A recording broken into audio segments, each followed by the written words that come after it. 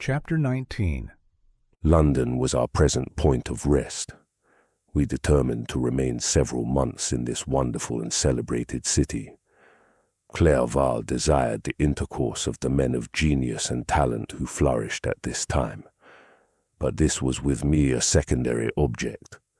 I was principally occupied with the means of obtaining the information necessary for the completion of my promise, and quickly availed myself of the letters of introduction that I brought with me, addressed to the most distinguished natural philosophers.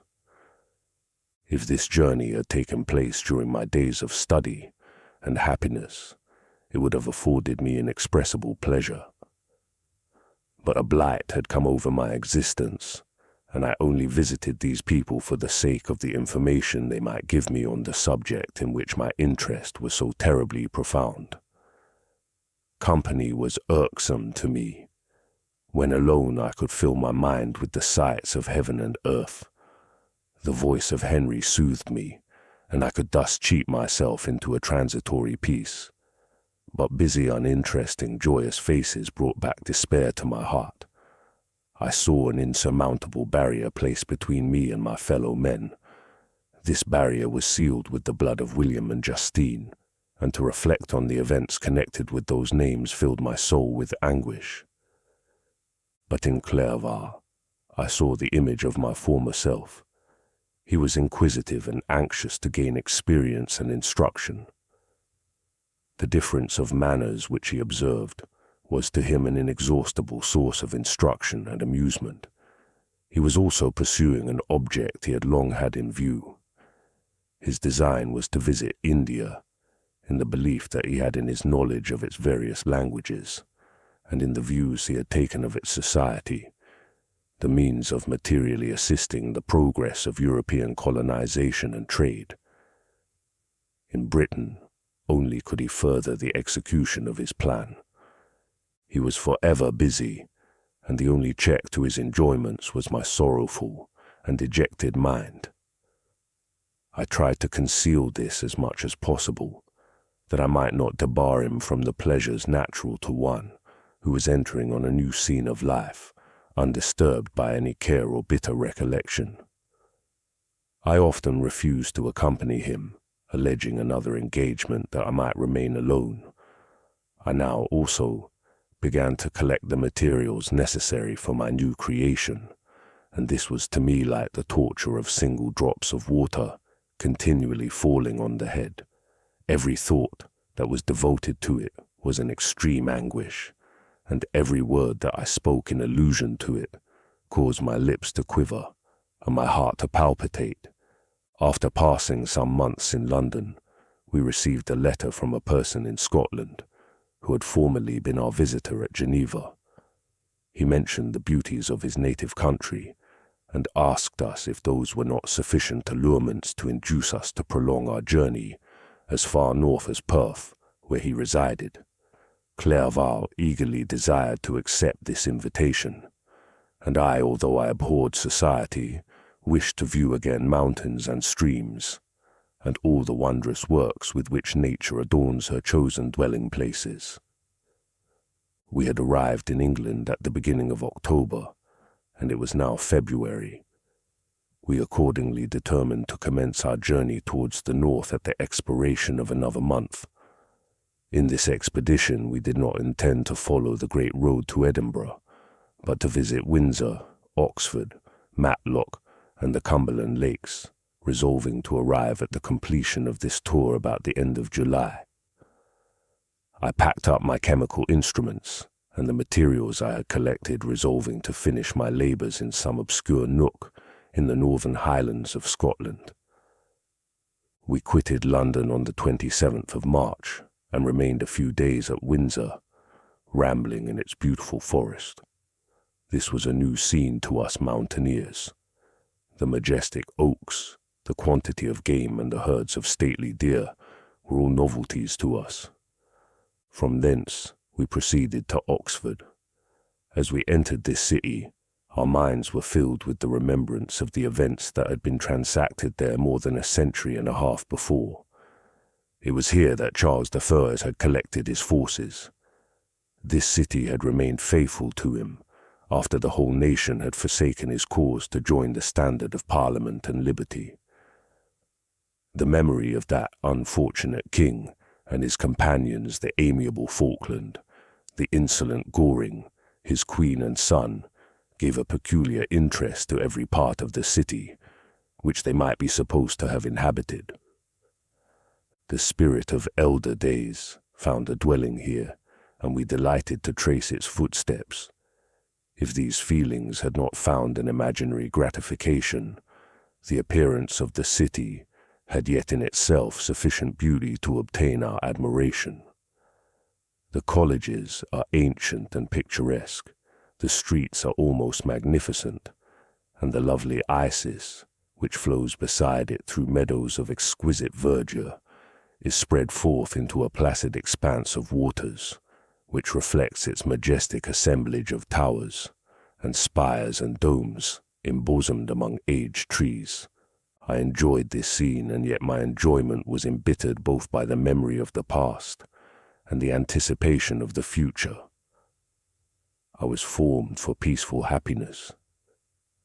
During my youthful days, discontent never visited my mind, and if I was ever overcome by ennui, the sight of what is beautiful in nature, or the study of what is excellent and sublime in the productions of man, could always interest my heart and communicate elasticity to my spirits.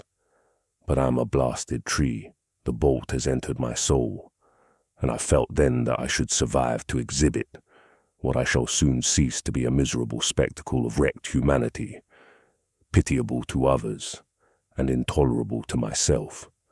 We passed a considerable period at Oxford, rambling among its environs, and endeavoring to identify every spot which might relate to the most animating epoch of English history. Our little voyages of discovery were often prolonged by the successive objects that presented themselves. We visited the tomb of the illustrious Hampden, and the field on which that patriot fell. For a moment my soul was elevated from its debasing and miserable fears, to contemplate the divine ideas of liberty and self-sacrifice, of which these sites were the monuments and the remembrances. For an instant I dared to shake off my chains and look around me with a free and lofty spirit, but the iron had eaten into my flesh, and I sank again, trembling and hopeless, into my miserable self. We left Oxford with regret and proceeded to Matlock, which was our next place of rest. The country in the neighborhood of this village resembled to a greater degree the scenery of Switzerland, but everything is on a lower scale, and the green hills want the crown of distant white Alps, which always attend on the piney mountains of my native country.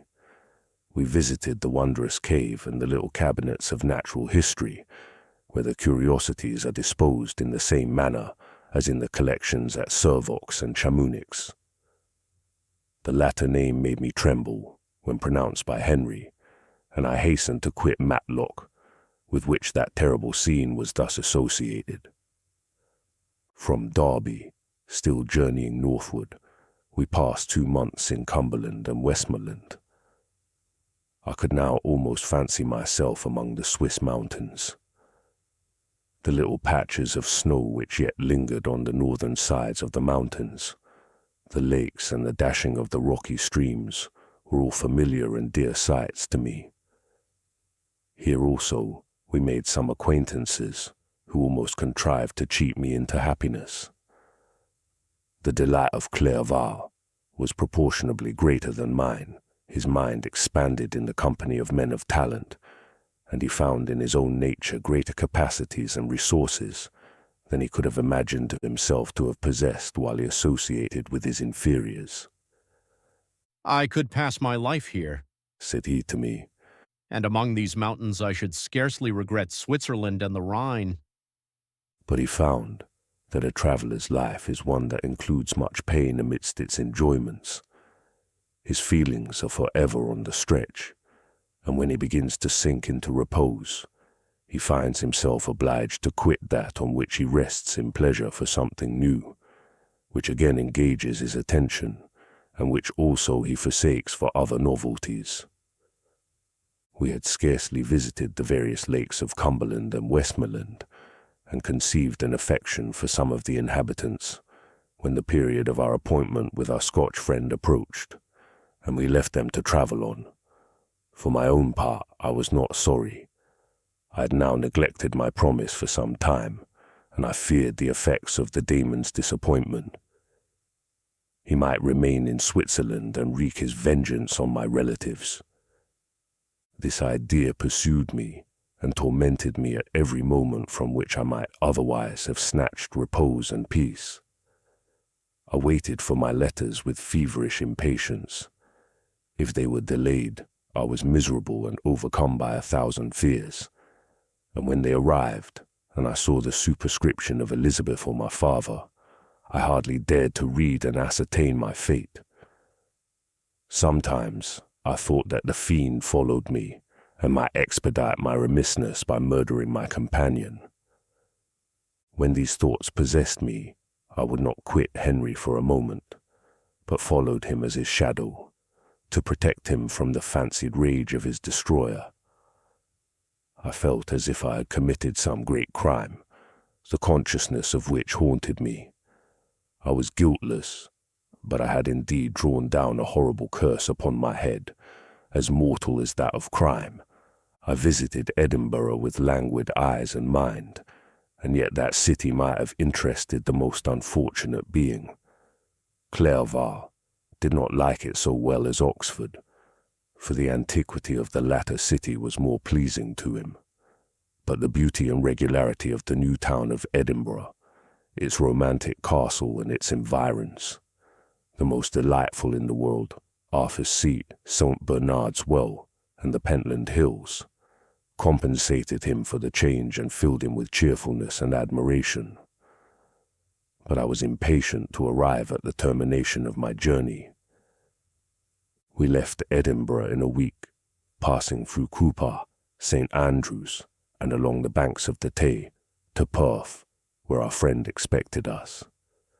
But I was in no mood to laugh and talk with strangers, or enter into their feelings or plans with the good humour expected from a guest, and accordingly I told Clerval that I wished to make the tour of Scotland alone. "Do you," said I, "enjoy yourself, and let this be our rendezvous. I may be absent a month or two, but do not interfere with my motions, I entreat you. Leave me to peace and solitude for a short time, and when I return, I hope it will be with a lighter heart, more congenial to your own temper." Henry wished to dissuade me, but seeing me bent on this plan ceased to remonstrate. He entreated me to write often. I had rather be with you, He said, in your solitary rambles than with these Scotch people whom I do not know. Hasten then, my dear friend, to return, that I may again feel myself somewhat at home, which I cannot do in your absence. Having parted from my friend, I determined to visit some remote spot of Scotland and finish my work in solitude. I did not doubt but that the monster followed me and would discover himself to me when I should have finished, that he might receive his companion. With this resolution I traversed the northern highlands and fixed on one of the remotest of the Orkneys as the scene of my labours. It was a place fitted for such a work, being hardly more than a rock, whose high sides were continually beaten upon by the waves. The soil was barren, scarcely affording pasture for a few miserable cows, and oatmeal for its inhabitants, which consisted of 5 persons, whose gaunt and scraggy limbs gave tokens of their miserable fare. Vegetables and bread, when they indulged in such luxuries, and even fresh water, was to be procured from the mainland, which was about 5 miles distant. On the whole island there were but 3 miserable huts, and one of these was vacant when I arrived. This I hired. It contained but 2 rooms, and these exhibited all the squalidness of the most miserable penury.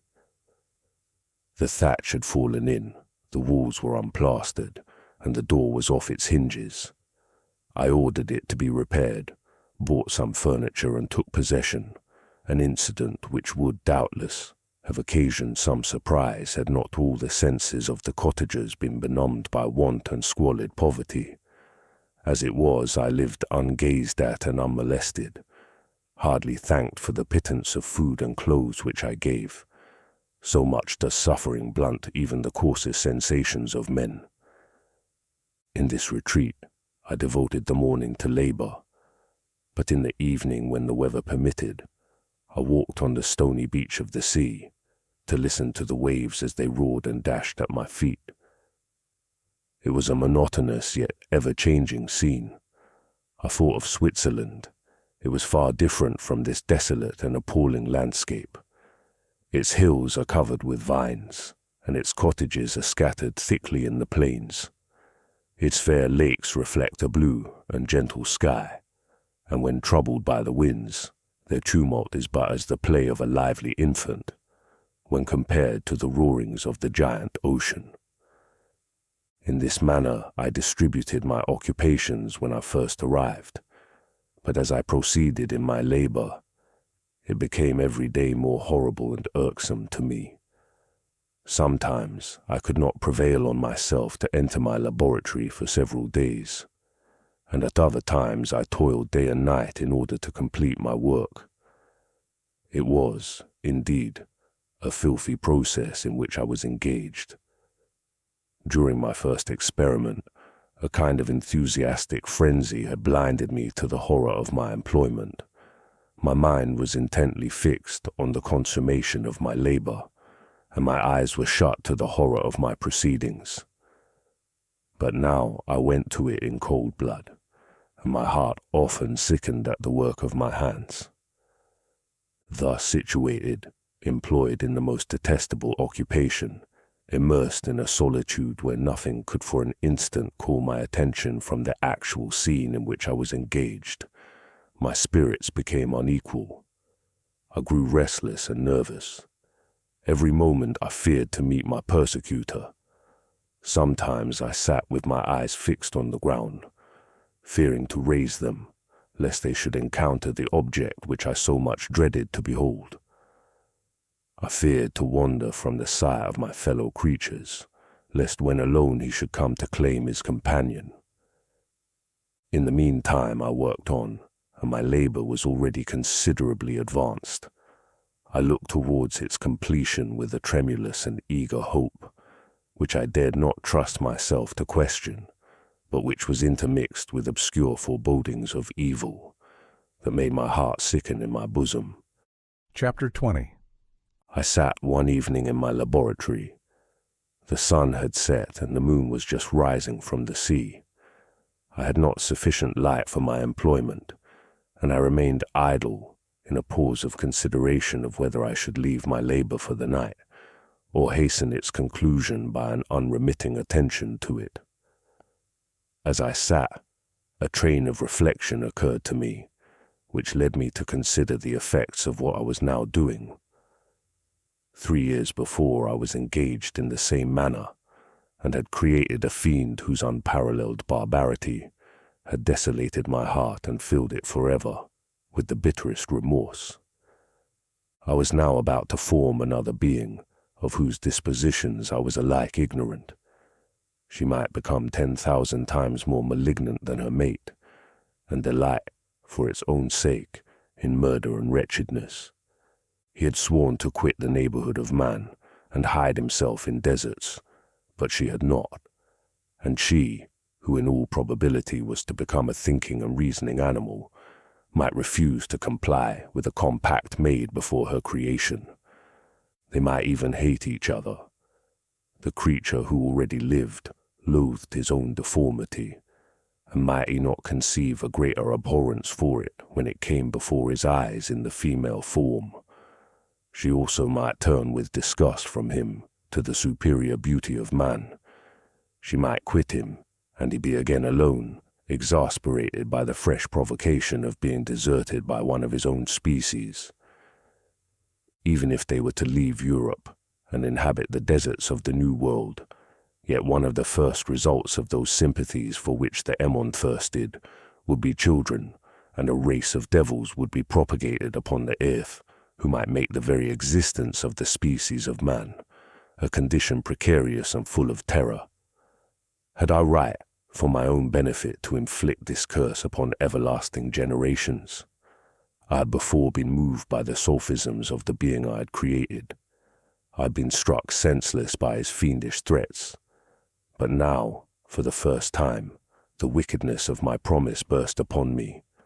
I shuddered to think that future ages might curse me as their pest, whose selfishness had not hesitated to buy its own peace at the price, perhaps, of the existence of the whole human race. I trembled, and my heart failed within me, when on looking up I saw by the light of the moon the daemon at the casement. A ghastly grin wrinkled his lips as he gazed on me, where I sat fulfilling the task which he had allotted to me. Yes, he had followed me in my travels. He had loitered in forests, hid himself in caves, or taken refuge in wide and desert heaths, and he now came to mark my progress and claim the fulfillment of my promise. As I looked on him, his countenance expressed the utmost extent of malice and treachery.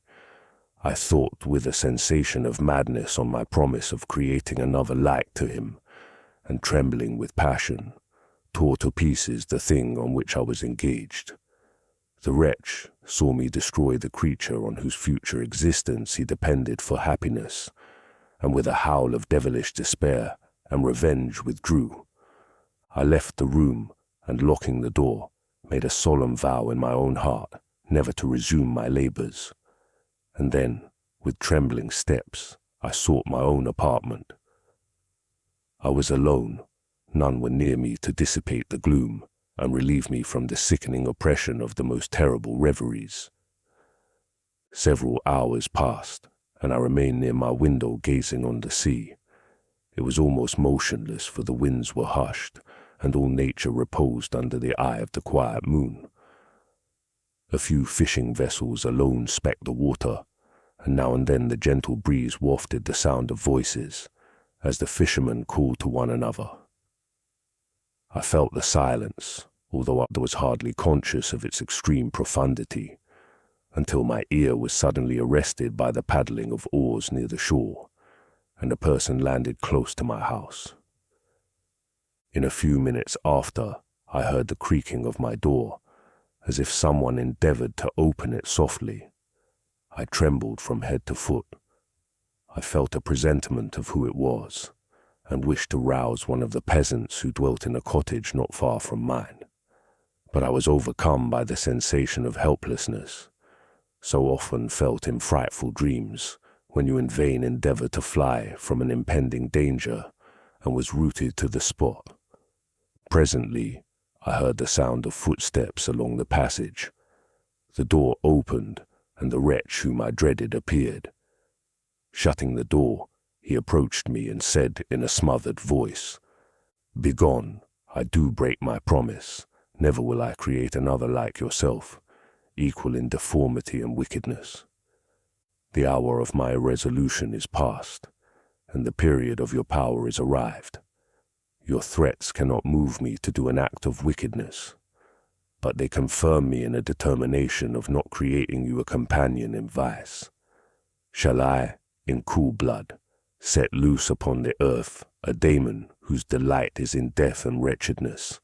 Begone, I am firm, and your words will only exasperate my rage." The monster saw my determination in my face, and gnashed his teeth in the impotence of anger. Cried he, "Devil, cease, and do not poison the air with these sounds of malice. I have declared my resolution to you, and I am no coward to bend beneath words.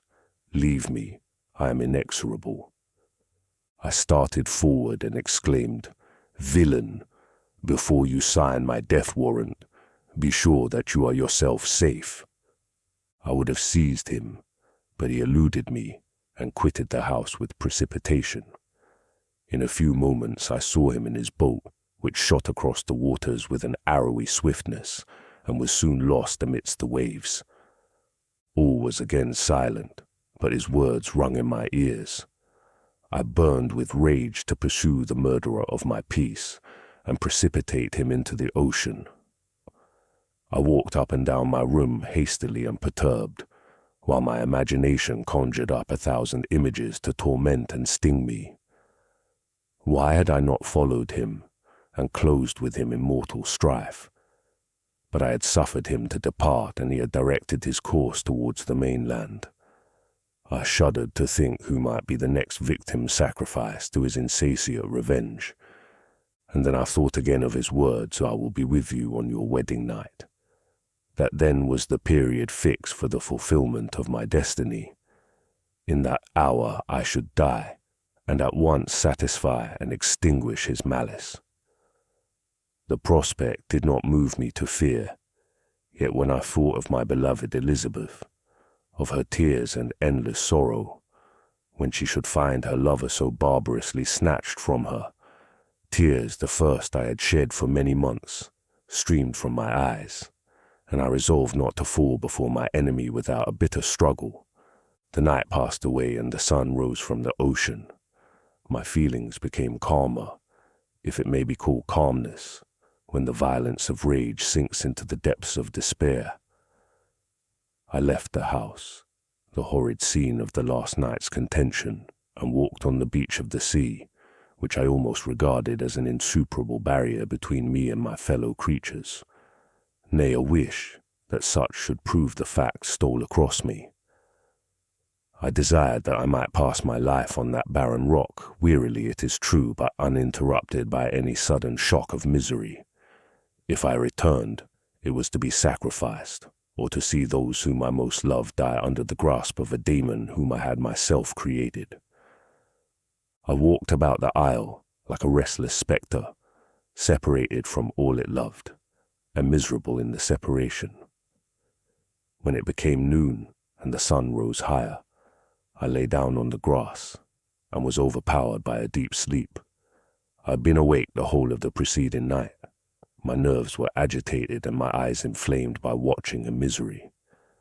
The sleep into which I now sunk refreshed me, and when I awoke, I again felt as if I belonged to a race of human beings like myself, and I began to reflect upon what had passed with greater composure. Yet still the words of the fiend rung in my ears like a death knell. They appeared like a dream, yet distinct and oppressive as a reality. The sun had far descended, and I still sat on the shore, satisfying my appetite, which had become ravenous, with an oaten cake, when I saw a fishing boat land close to me, and one of the men brought me a packet. It contained letters from Geneva, and one from Clerval, entreating me to join him. He said that he was wearing away his time fruitlessly where he was, that letters from the friends he had formed in London desired his return to complete the negotiation they had entered into for his Indian enterprise.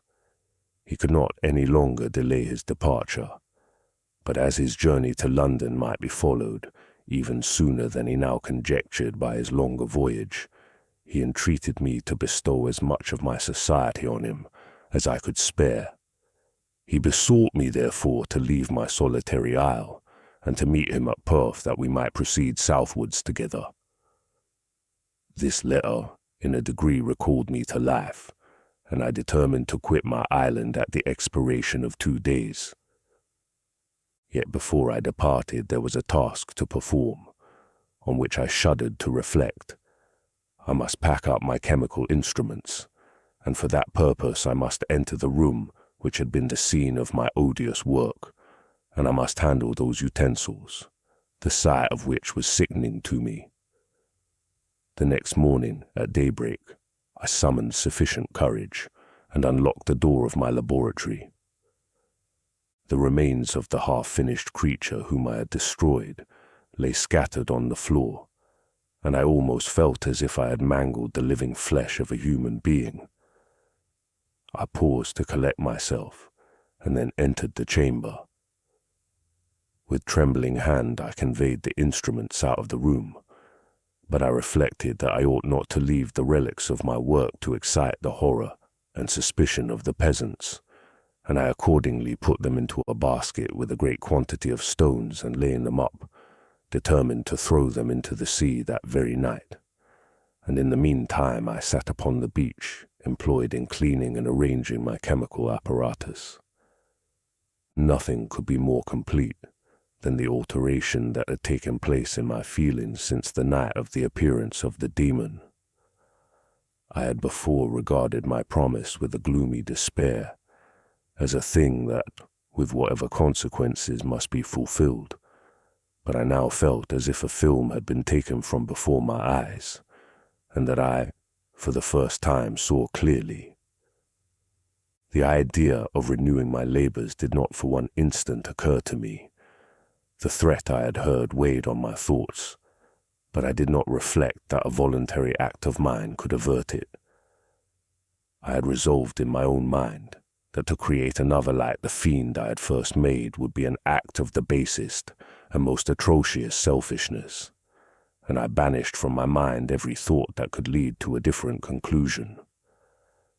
Between 2 and 3 in the morning, the moon rose, and I then, putting my basket aboard a little skiff, sailed out about 4 miles from the shore. The scene was perfectly solitary. A few boats were returning towards land, but I sailed away from them. I felt as if I was about the commission of a dreadful crime, and avoided with shuddering anxiety any encounter with my fellow creatures.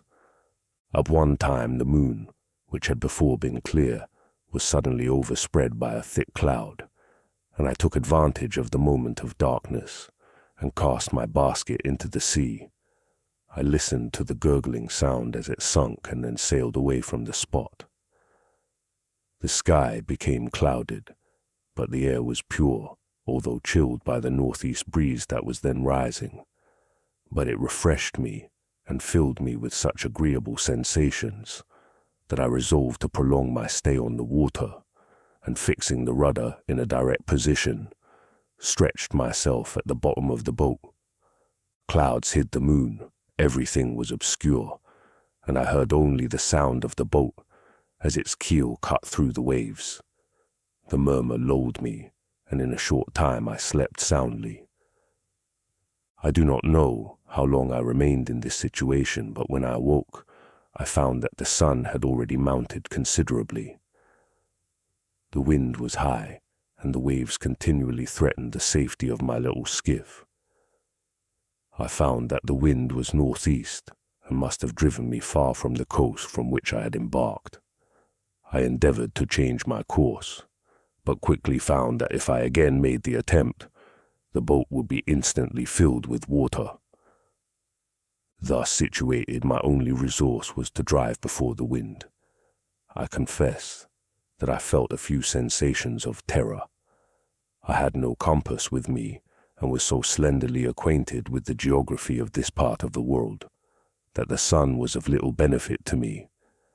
I might be driven into the wide Atlantic and feel all the tortures of starvation, or be swallowed up in the immeasurable waters that roared and buffeted around me. I'd already been out many hours and felt the torment of a burning thirst, a prelude to my other sufferings. I looked on the heavens, which were covered by clouds that flew before the wind, only to be replaced by others. I looked upon the sea. It was to be my grave. "Fiend," I exclaimed, "your task is already fulfilled." I thought of Elizabeth, of my father, and of Clerval, all left behind, on whom the monster might satisfy his sanguinary and merciless passions. This idea plunged me into a reverie, so despairing and frightful that even now, when the scene is on the point of closing before me forever, I shudder to reflect on it. Some hours passed thus, but by degrees, as the sun declined towards the horizon, the wind died away into a gentle breeze, and the sea became free from breakers. But these gave place to a heavy swell. I felt sick and hardly able to hold the rudder, when suddenly I saw a line of high land towards the south. Almost spent as I was by fatigue and the dreadful suspense I endured for several hours, this sudden certainty of life rushed like a flood of warm joy to my heart and tears gushed from my eyes. How mutable are our feelings, and how strange is that clinging love we have of life, even in the excess of misery. I constructed another sail with a part of my dress, and eagerly steered my course towards the land. It had a wild and rocky appearance, but as I approached nearer, I easily perceived the traces of cultivation. I saw vessels near the shore, and found myself suddenly transported back to the neighborhood of civilized man.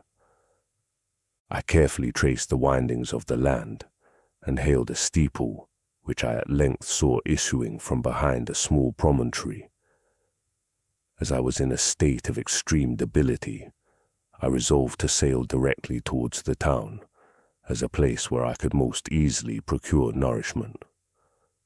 Fortunately, I had money with me. As I turned the promontory, I perceived a small, neat town and a good harbor, which I entered, my heart bounding with joy at my unexpected escape. As I was occupied in fixing the boat and arranging the sails, several people crowded towards the spot. They seemed much surprised at my appearance, but instead of offering me any assistance, whispered together with gestures that at any other time might have produced in me a slight sensation of alarm. As it was, I merely remarked that they spoke English, and I therefore addressed them in that language. "My good friends," said I, "will you be so kind as to tell me the name of this town, and inform me where I am?" "You will know that soon enough," replied a man with a hoarse voice. "Maybe you are come to a place that will not prove much to your taste, but you will not be consulted as to your quarters, I promise you." I was exceedingly surprised on receiving so rude an answer from a stranger, and I was also disconcerted on perceiving the frowning and angry countenances of his companions. "Why do you answer me so roughly?" I replied. "Surely it is not the custom of Englishmen to receive strangers so inhospitably." "I do not know," said the man, "what the custom of the English may be, but is the custom of the Irish to hate villains." While this strange dialogue continued, I perceived the crowd rapidly increase. Their faces expressed a mixture of curiosity and anger, which annoyed and in some degree alarmed me. I inquired the way to the inn, but no one replied.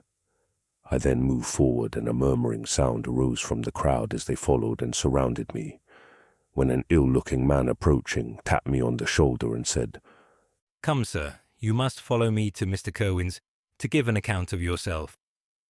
"Who is Mr. Kerwin? Why am I to give an account of myself? Is not this a free country?" "Aye, sir, free enough for honest folks. Mr. Kerwin is a magistrate, and you are to give an account of the death of a gentleman who was found murdered here last night."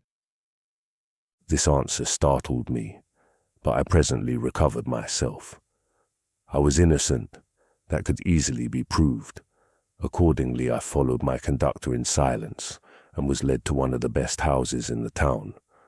I was ready to sink from fatigue and hunger, but being surrounded by a crowd, I thought it politic to rouse all my strength, that no physical debility might be construed into apprehension or conscious guilt.